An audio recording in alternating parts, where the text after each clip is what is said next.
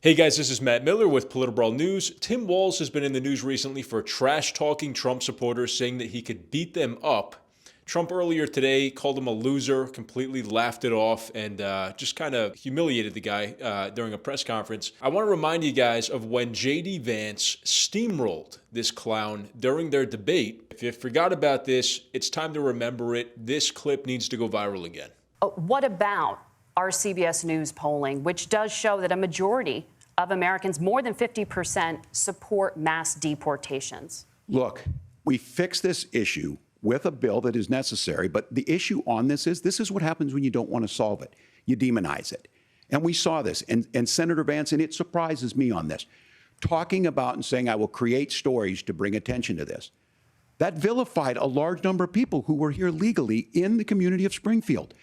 The Republican governor said, it's not true, don't do it.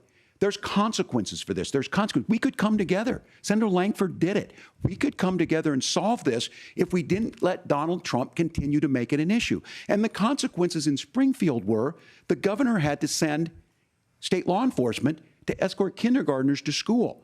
I believe Senator Vance wants to solve this, but by standing with Donald Trump and not working together to find a solution, it becomes a talking point. And when it becomes a talking point like this, we dehumanize and villainize other human beings. Tim, Governor, your time is up. Senator, I'll give you 1 minute, but let me just ask you the question first. The governor has made the point, and I think as a sitting lawmaker, you know that Congress controls the purse strings and any funding.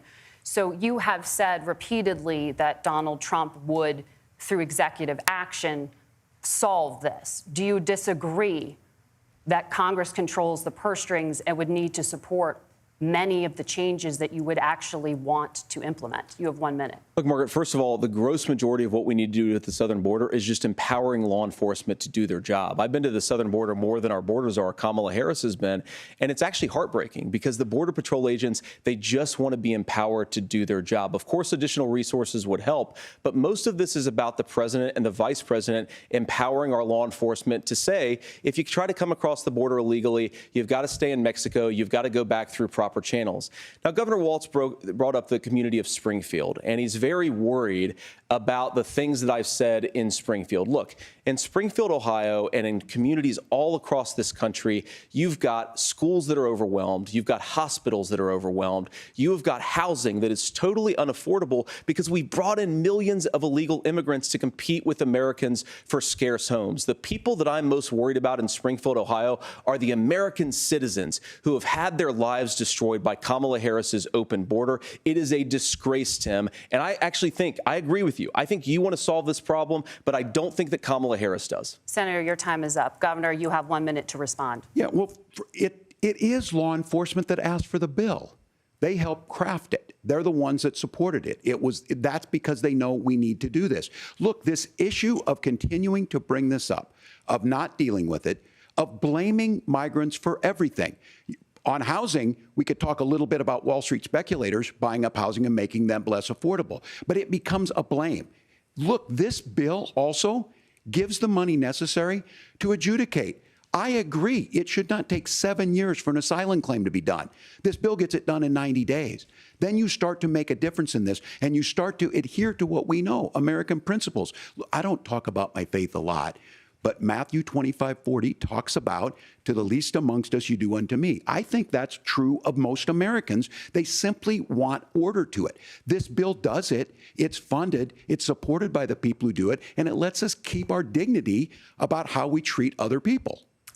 Thank you, Governor. And just to clarify for our viewers, Springfield, Ohio does have a large number of Haitian migrants who have legal status. Right. Temporary protected status. Well, Margaret, but thank you, Senator. We have so much to get to. Margaret, I think it's important because we're going to turn out of the economy. Thank you, Margaret. The rules were that you guys weren't going to fact check, and since you're fact checking me, I think it's important to say what's actually going on. So there's an application called the CBP One app, where you can go on as an illegal migrant, apply for asylum or apply for parole, and be granted legal status at the wave of a Kamala Harris open border wand. That is not a person coming in, applying for a green card and waiting for 10 years. That is the facilitation of illegal immigration, Margaret, by our own leadership. Thank you, Senator, for describing the legal process. We have so much to get to, Senator. Those laws have been on the books since 1990. Thank you, gentlemen.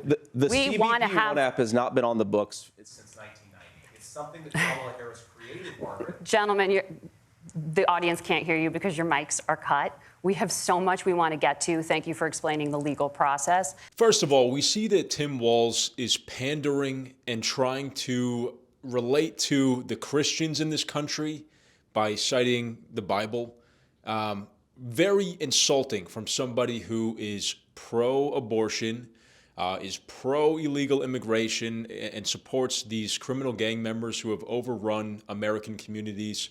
I mean, across the board, the Democrat Party platform is antithetical to Christianity and Christian values, and I'll just say that straight. I feel like that's an obvious point to make. But of course, he's trying to pander. He's trying to grab people in the middle who are unsure at this point.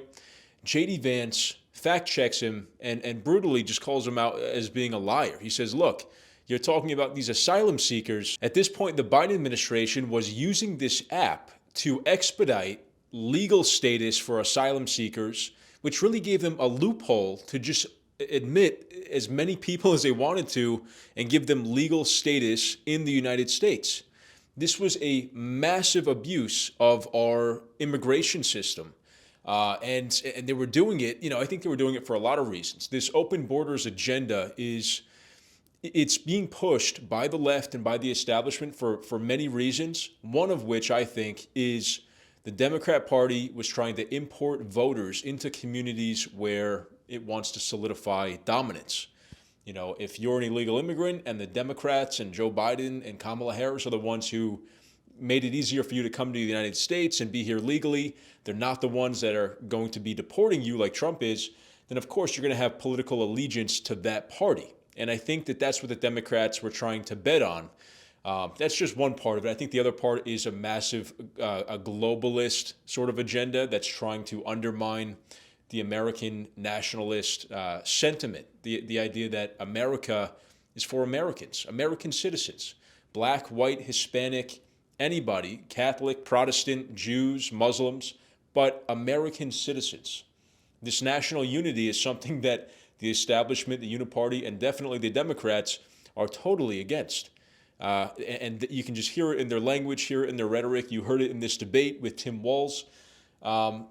Again, this guy, I feel sorry for him because he's making such an ass of himself going on TV and saying that he could beat up Trump supporters, a lot of whom are blue-collar workers, people who are strong people, tough people, the salt-of-the-earth Americans who I really don't think anybody in the world could beat them up. Maybe some guy up in the Russian mountains would have a pretty good sparring match with some of the Midwest tough Americans, American citizens that are here.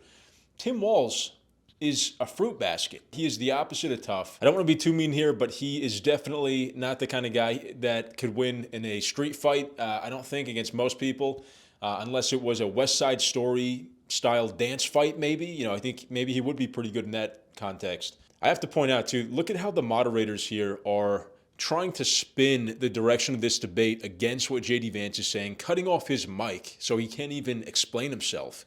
They fact-checked him, meaning that they contradicted his statement, and then we're trying not to give him a chance to respond. They wanted to move it right along, have the audience believe that J.D. Vance had just lied to you. But when you hear what he's saying, he explains that this asylum seekers app to gain legal residence status in the United States was being exploited by the Biden administration. It makes perfect sense. And Tim Walz certainly doesn't have a response to it. It is very clear retrospectively why America voted so overwhelmingly for Trump and rejected these Democrats. They do not have our interest at heart at all.